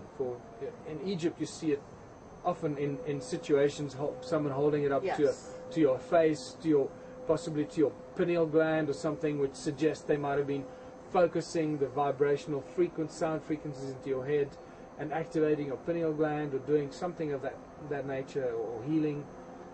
I think we're probably dealing with all of the above. Right, and I think there's a link between the Ankh, the symbol of the Ankh, which is also in Egypt talked about being a symbol for eternal life, and the notion of sound, of being a tuning fork for sound, because the link up between eternal life and sound, you're starting to graze the surface, it seems to me, and the potential here is really huge. Yeah. I'm amazed that probably it's a semi-good thing that the African government hasn't leached onto this, because if they knew what they really had here, perhaps they would try to hide it from the people, even more so. It's lost on the hillsides. If it weren't for you and Johan Heine, who is a pilot flying over these ruins, they simply would stay in obscurity, is the point, right? Yeah. And I think it's, what's important to also recognize is that these kind of discoveries and the conclusions we reach don't happen quickly. They don't happen overnight. And I think, having been here for about a week now, you're starting to realize how difficult it is to get around and get to these sites. They're not sometimes, especially the ones that you've discussed. Okay, we're going to study this site here. Well, the site that we've done most of the work on is right on the edge of that mountain right behind us. Yes. Now, to get there is not easy. I understand. Okay. Yeah. And you got to get there. You got to clear the site, chop down the invasive trees, clear the grass, so you can get inside and then start doing your research. Right. And these things take time. And in one of these processes, we accidentally started moving some of the stones that were lying around, and I heard them from a distance, and they were ringing like bells. They're making beautiful sounds, and it was that moment that changed everything for me. And from that moment, my particular theory on this started moving towards sound frequency as a source of energy and a tool that was used by these civilizations. And then suddenly you look at Egypt and the pyramids, and that they were sound energy generating devices. That suddenly comes out of nowhere, hits me in the face. And the fact that the stones at Stonehenge were chosen for their sound acoustic properties, I've never heard that before until I went to Stonehenge 6 weeks ago. That was exposed to me by this lady that's been doing a lot of work on Stonehenge, and she's a really eccentric, out-of-the-box thinker, and she's got incredible knowledge and information about the energy flow in the stones of Stonehenge. For example, that there are these bands of energy that come out of the stones of Stonehenge. She shows you with a divining rod how it affects the divining rod as you move it up the stones at Stonehenge. Clearly there's a lot of energy flow. We've seen it with the grass. Yes. Yeah. So there's no difference. Yeah, absolutely. And different stones have different energies and the whole thing. So there's really an amazing discovery here, but also a continuing mystery. Continuing mystery. A lot of research we need to do. Absolutely. And I think ground penetrating radar would be really awesome to bring to the site. Ground penetrating radar will be absolutely crucial. Well, Michael, this is great. And because it's becoming cold, the sun goes down like a stone, and we're going to have to move to the next location. Yeah. But let's continue this elsewhere. Cool.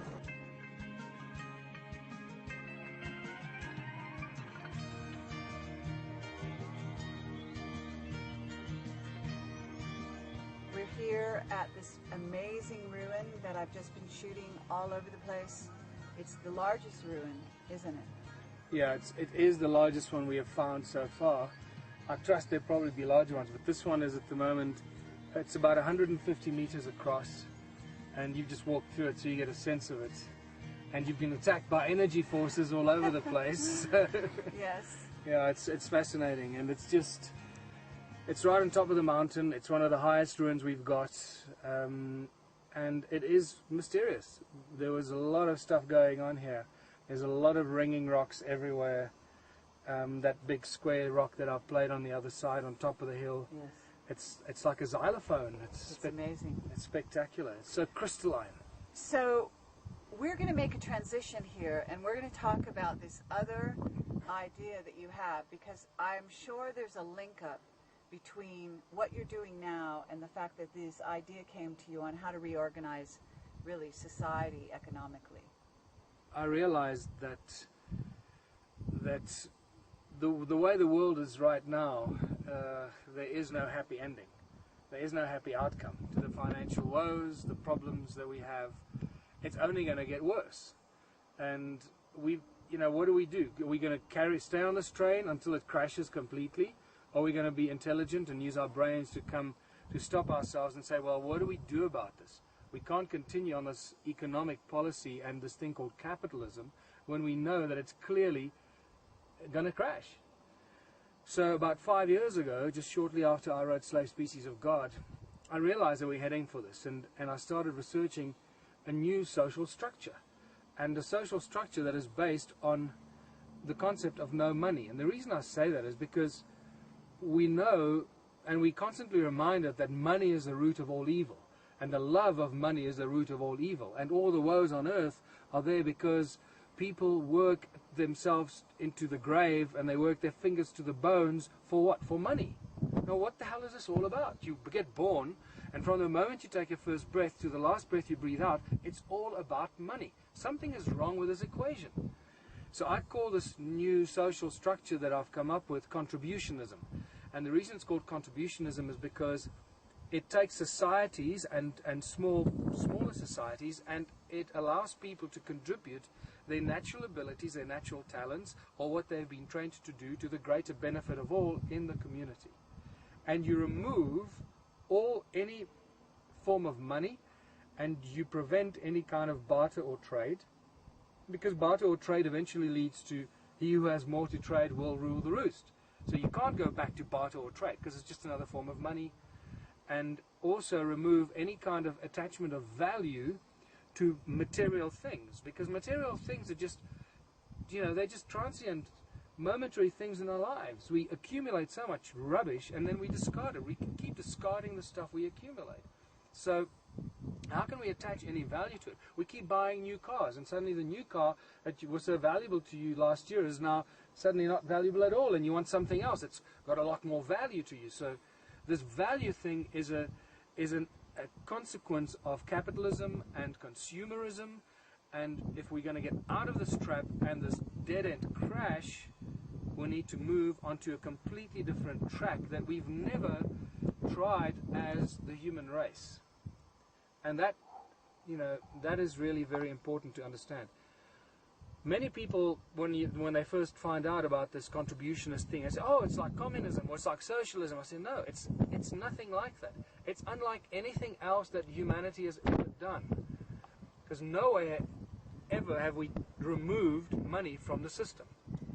Right. Well, what it seems to be, and correct me if I'm wrong, but it seems to be where people are contributing the love and the passion that they have to the society, so that if you explore and you realize, as we have done, that you have a passion for something, as you have a passion for discovering these ancient sites, and that becomes your skill set.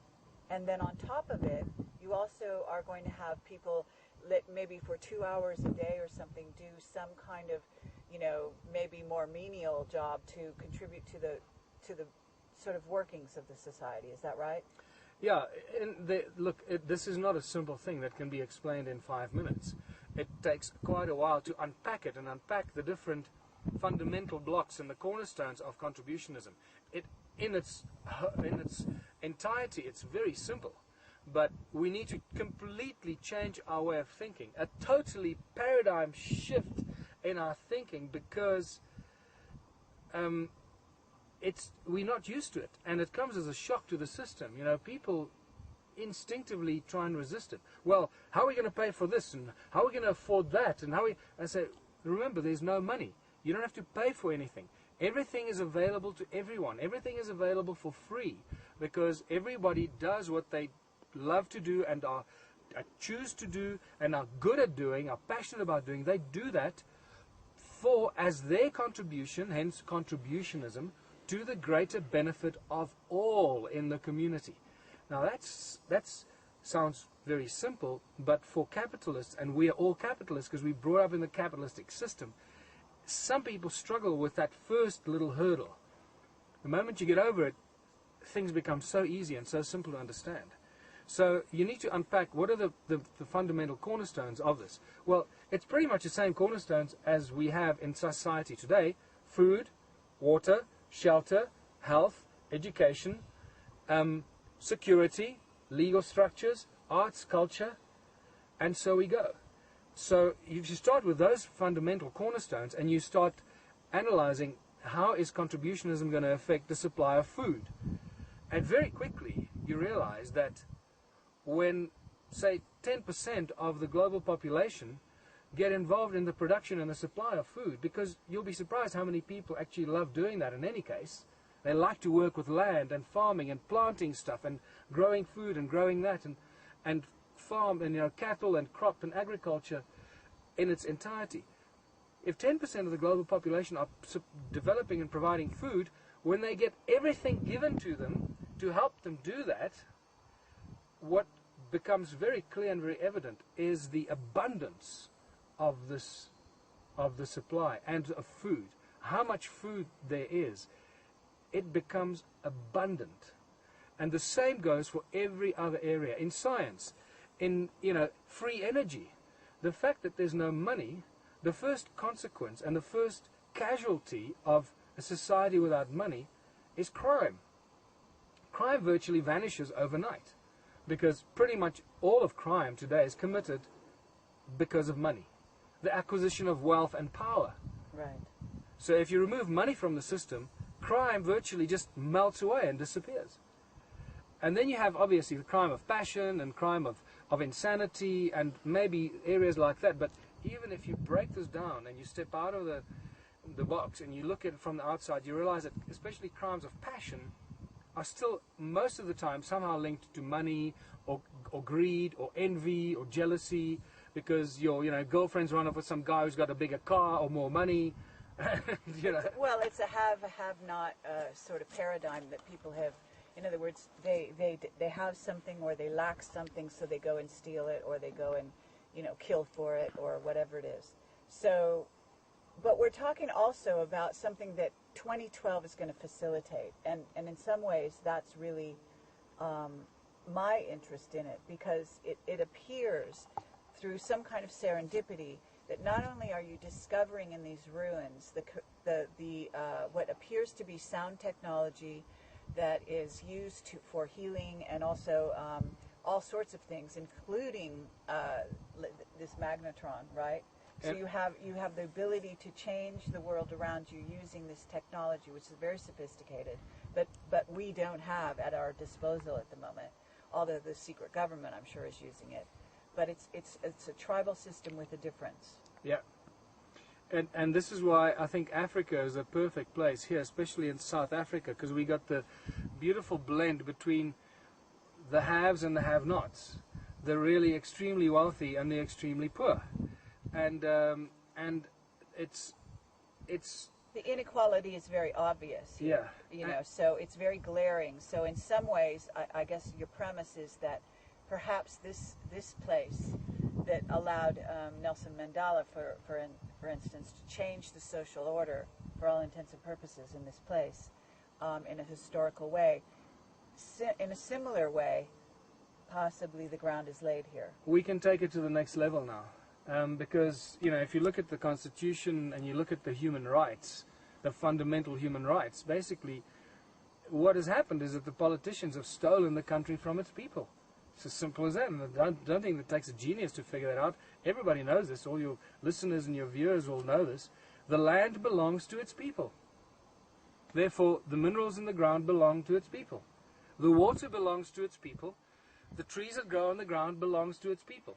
The government are officials that have been put into management position by the people to do the best they can for the people. The land, in essence, what's happened is that the politicians have stolen the land from its people.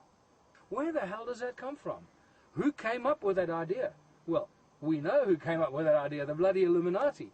But we need to take that back and notify the people of their fundamental rights. The stuff belongs to you.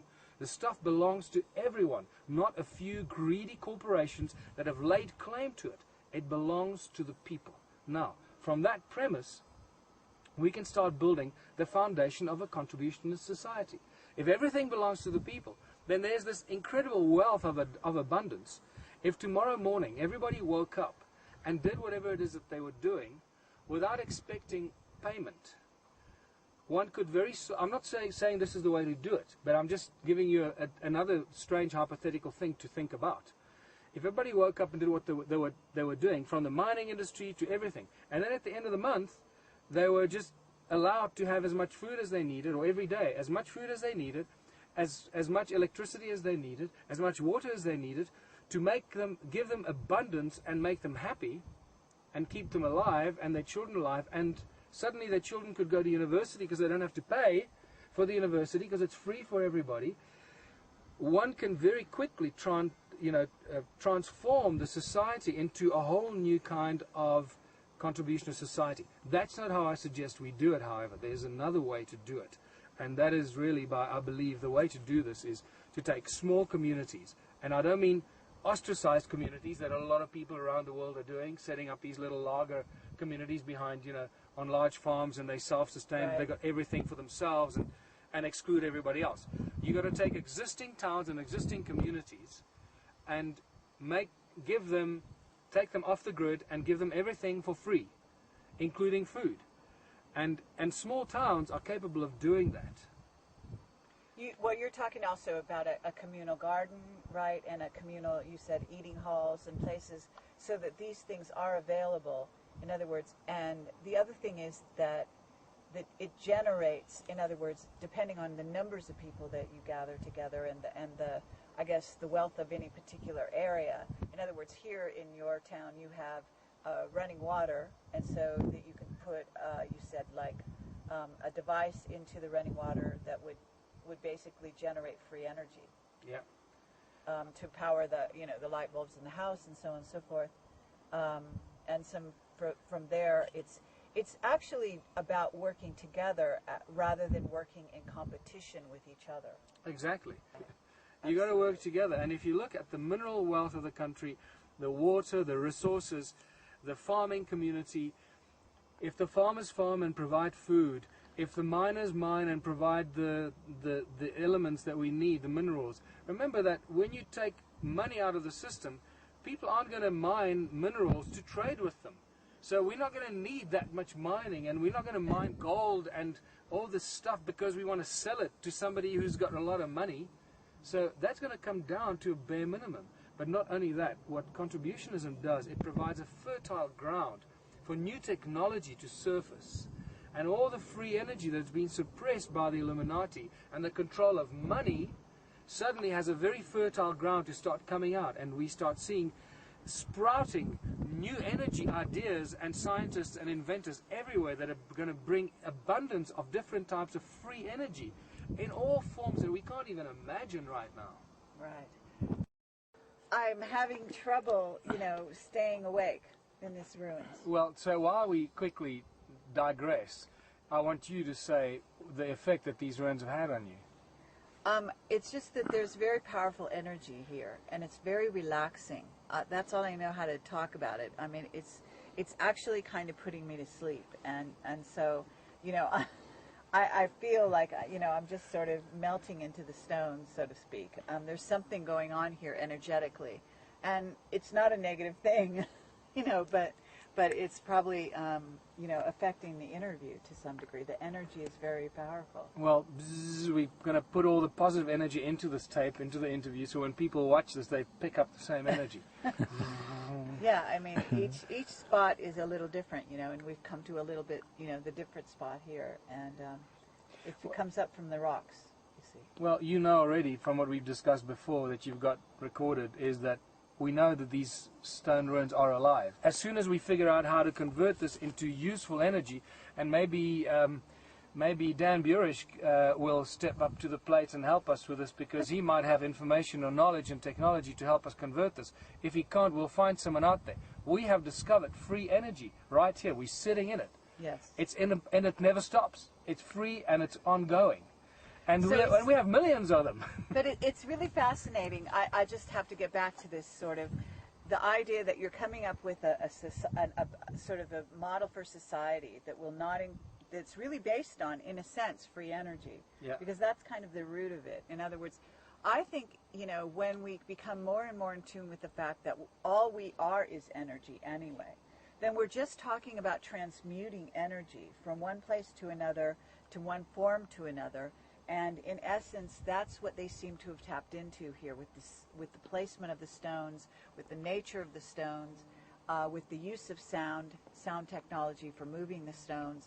To come back to what you said about the Anunnaki and having also to live here among these stone ruins, this is leading edge technology. I mean, you got to go a long way. You got to transcend into a spiritual realm from this physical realm, or what we believe to be a physical realm, to a spiritual realm, to move to another kind of technology. You've got to go to the Merkaba technology from here. It's like the next leap from here, in my opinion. You go from, this is the sort of leading edge, stone age, physical material technology on planet Earth, using sound and frequency in very simplistic ways, playing with the conversion from one frequency to the next, which will include the extraction of metals and minerals from the ore, and using it for all kinds of things, and then moving from this technology to the next step would be the Merkaba, where you don't need physical material, and that we just surround yourself with light, and you travel through space-time and time-space, right? Well, so, but there's also the sense that this could be a time machine. Yeah, Or that creates a Merkaba. Yes, Yeah. or a transportation device of some kind. In other words, just sort of playing with the idea, but it's possible that we're talking about a civilization that wanted to communicate back to Nibiru, Yeah. and maybe there was something going on here in terms of communication and the generation of energy, which would send information back and forth between the planets. It's an amazing thing. I'm sitting here with you, and right now my right foot is placed on a stone, and the stone is so powerful that my foot is vibrating. It's like I feel that energy, and I'm wondering also, you see, we don't know what we've got here, and this could be activating our DNA. Yeah. It could be, maybe humanity blew them away at that point. Maybe they lost control of them at that point. That is a very important thing that you brought up. I write about that in Slave Species of God, where I suggest that the way the Anunnaki lost control of the human race was they didn't count on the rapid evolution of our DNA. And I believe you just put your finger right into the problem, that the energy in these stone ruins that they made them create actually enhanced and speeded up the evolution of the human DNA, which they expected to evolve a lot slower, but this was the catalyst. Yes. I really feel that there's some important information in there and some elements of truth and science that we don't yet understand. But I think we're starting to get more and more of that information about the DNA and what we know about it, that it's a receptor and transmitter and information and light and certain lights and what is light? Light is a frequency. So certain frequencies activate and speed up the activation of the genes in our DNA and so forth. So this is all linked together. So we may be getting smarter by the minute here. Well, I can see, since we sat down, you'll go out 10 years younger. Yeah. There you go. But you know what? Just to come back to this mining thing, and nothing has changed, okay? If you go into the mines today, who's doing all the hard labor? It's the poorest of the poor. They take them from the rural areas, they promise them a life and promise them money that they can come and earn and send back to their families that live in the rural areas in the bush. So these guys come out of the bush and they get trained to be mine workers, and they go underground, they work in the mines. What happens? They get trained to use advanced technology that to them is very advanced technology. They get shown how to use pneumatic drills and other advanced technology by pushing buttons and driving these tractors and using all these things. They don't know where that technology comes from. They just know how to use it. If you had to stop that technology and ask those mine workers, well, build me these things, or do you think they'd be able to build it? Of course not. They just know how to use it. And that's exactly what was going on here. Well, I think that there's also another clue going on here, which is if the Anunnaki came here and they created, ultimately they were mining gold. They came to the planet to mine gold. That's the premise. Well, what you're talking about is a culture, the Anunnaki, who know about mining. In other words, they know how to go to planets, determine what the ores and elements and gemstones and whatever's in the earth. And of course, earth is very rich, and to this day, it's very rich. Of course, it's and very rich. I have whistleblowers that are telling me that gold to this day is being taken off the planet. Okay, at this very time by the same Anunnaki who came here originally. And so you have to look at the situation, and you have to say they would naturally investigate the nature of the stones to begin with. So they would tap into the fact that the amount of silica in each of these stones, in other words, gold is one kind of a resource, but these stones are actually another kind of resource, and they may know this from their own planet, right? Exactly. And as you know, they chose all these stones specifically.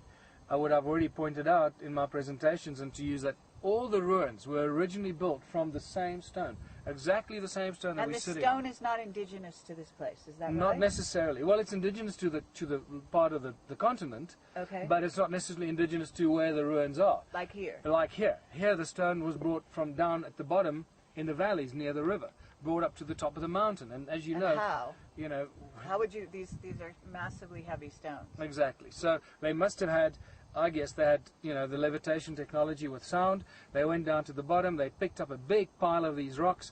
They brought them up to the top of the mountain, dumped them here. Then they activated the energy coming out of planet Earth, okay, and allowed the stones to find their place. In accordance to the energy fields, like in cymatics, the shape of the sound frequency coming out of the earth. Now you've created a plug point for the energy coming out of the earth. Now if you activate these stones that ring like bells, they're full of silica dioxide, and they're good conductive properties because of the iron as well.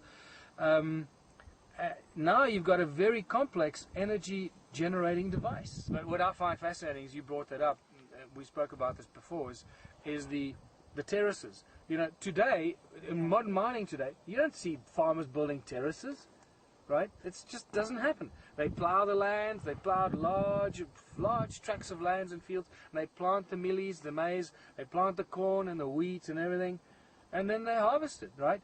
Well, these guys didn't. They had the same land available to them, but they chose not to do that. They chose to build very intricate terraces for thousands of miles of terraces to plant food. Now, isn't that a bit wacky? You know, the only reason you'd want to do that is if you knew that you had the energy to channel through the walls of the terraces, just like you channel the energy through the walls of these ruins, from ruin to ruin. So you channel the energy through your agricultural terraces to maximize the growth and speed up the growth of the produce that you're growing. And now you're dealing with really advanced knowledge and culture that we've only discovered recently, and we know the incredible effect sound has on the growth of plants, and certain other frequencies, and even thought patterns that have on the growth of plants. You know, the thought of going into a room and cutting a plant sends the plant into shock. Right. Well, the terraces idea is really a mystery, right? Because now I don't know anything about the Bantu people, but my understanding is that I'm thinking they're nomadic. Well, they arrived. We're told that they arrived from the northwest Africa, and they northwest and northeast Africa. They migrated their way down into southern Africa, and then they settled here, eventually settling here around 300-400 years ago, and maybe not even that far back. So they were moving down from Africa all the way down for 2,000 years, or about 1,700 years. Okay, that's what we get told. Well, that's not what these stone ruins tell us. Okay, they tell us a completely different story, that this was a densely populated part of the world with high knowledge, high technology. We see all the symbols and symbolism and artifacts that are used in Egypt and Sumeria and other parts of the world that originate here, from the Ankh to the Sphinx to the Horus Stone to the wheel to the cross, the cross in a circle. All these things that originate here, and that sends shockwaves through some people because they just can't wrap their heads around that. Right. Well, they're also, I mean, we're talking 300,000 years. Isn't that what you basically, that's the ballpark dating of the... That's the ballpark dating done by geneticists when they say that, you know, according to the mitochondrial Eve, the first humans appeared on Earth between 170 and 300,000 years ago. And if you read Uriel's Machine, you'll get that information in that book. But the stones themselves, I mean, these stone walls and Adam's calendar, is it dated actually to that point or earlier? Well, these ruins here are dated based on my current belief and putting together pieces of the elements and the pieces of the puzzle together to about 285, 300,000 years ago. Then that gets confirmed with my channeling and the psychics that have confirmed some of it. And then that little rock over there that I showed you with a patina on it, and the tools and the carved artifacts that we find where the patina has regrown beautifully, that suggests these things are not young. These things have been around for a long, long time. So, but you're saying the Bantu people came when? Well, nobody really knows. Okay. You know what I mean? That really is an open-ended question. At this stage, it looks like they only arrived here about 300 years ago, 400 years ago. I mean, that's a very short time in the span of what we're talking about, and then these ruins that have been virtually ignored by the South African government. Isn't that exactly? True? So you see, because they don't know about the full true history, they ascribe all this to the Bantu people, and that's just not possible. There just weren't enough people to build 10 million ruins. It's just like not going to happen. Yeah. So we're dealing with a large number of people that lived here for extended periods of time. Let's just look at the agricultural terraces, right? You've seen a lot of it from the air. and already you're overwhelmed and blown away by the vastness of it. Right now, you're not going to build so many terraces if you're feeding, 1,000 people. You're going to be building this many terraces if you're feeding millions of people. Right. So you've got to use logic in these things. And sometimes logic is the last thing that our historians and our archaeologists apply in these puzzles. Okay, so but to get back to contributionism, because it's really bizarre how these two things seem to be interacting with each other. And, I can't even imagine where this is all going. You know what I mean? In other words, we're really headed into the unknown, not only with these stone ruins that have not been discovered except by you and Johan Heine and maybe a few other people who have been aware of them, let's assume, because, how could they be here for all of this time and never be talked about? And yet, where's it all going? I mean, if you wanted to wrap this whole thing up that we've been doing and the overall landscape that we've covered, what would you say to all of that? I think it's heading into the age of enlightenment and consciousness without a shadow of doubt.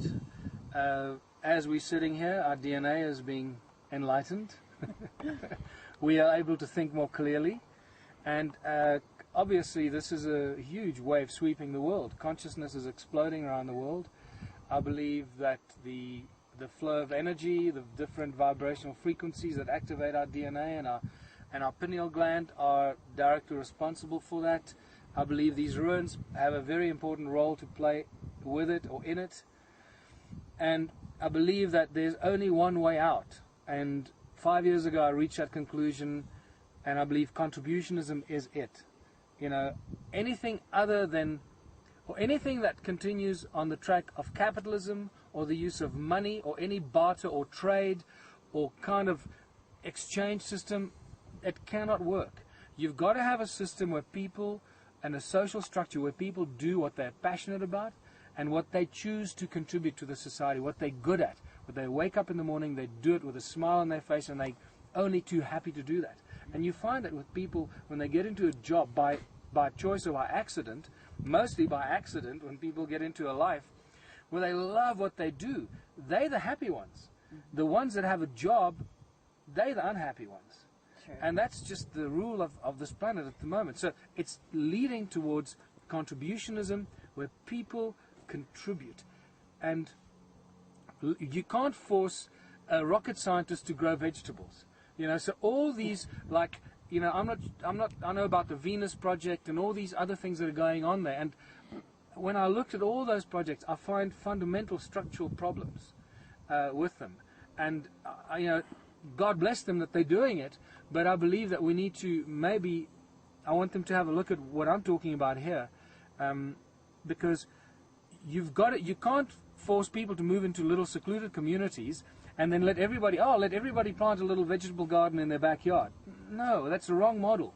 Okay, because rocket scientists don't know, and they don't like to plant vegetables. They want to build rockets, right? And shoemakers don't want to plant vegetables. They want to make shoes and design sports shoes, and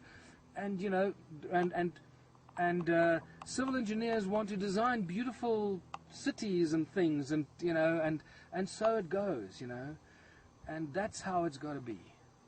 Okay.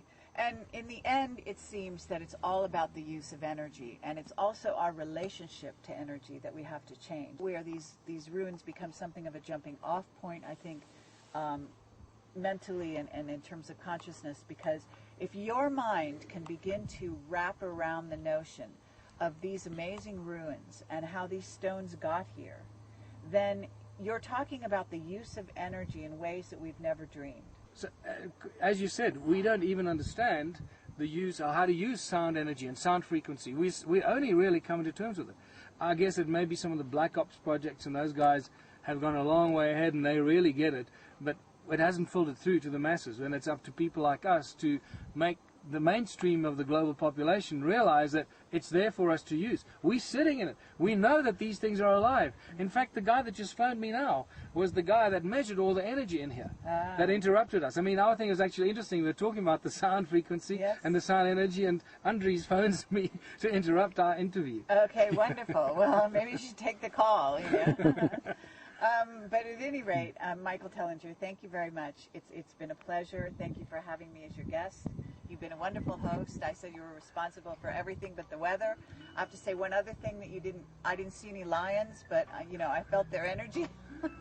But I thank you for this experience, and I will always treasure it. And I think it's really something that a lot of people would love to experience. Well, thank you very much, Kerry. I am honored that you graced us with your presence, that you took the time and raised the money from your funders and your donors. So thank you for all those people that contributed towards Kerry being able to come here and have a look at what we've got here and the origins of humankind and these new areas that we're just starting to peel the surface away of this ancient knowledge and technology. And one of these days we're going to convert one of these ruins into an inexhaustible source of energy. We're this far away from it. I am absolutely sure of that.